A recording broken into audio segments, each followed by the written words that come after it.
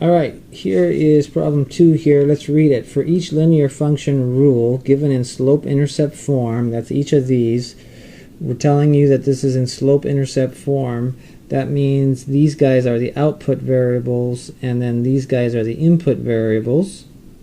So be careful with that one.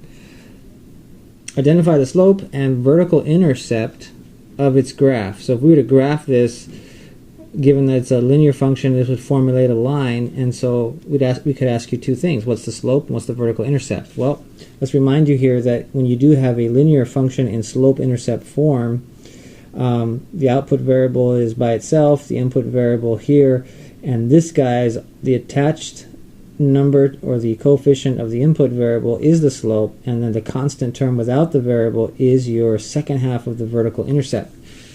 So, knowing that, this is simply identifying what's the slope here, what's the coefficient of the input variable? Well, 2.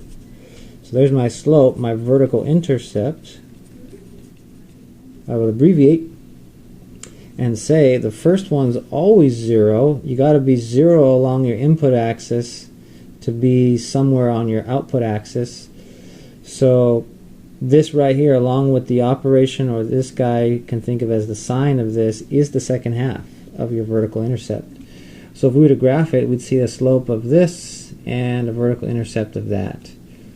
So try these and then compare your results with mine in the next video.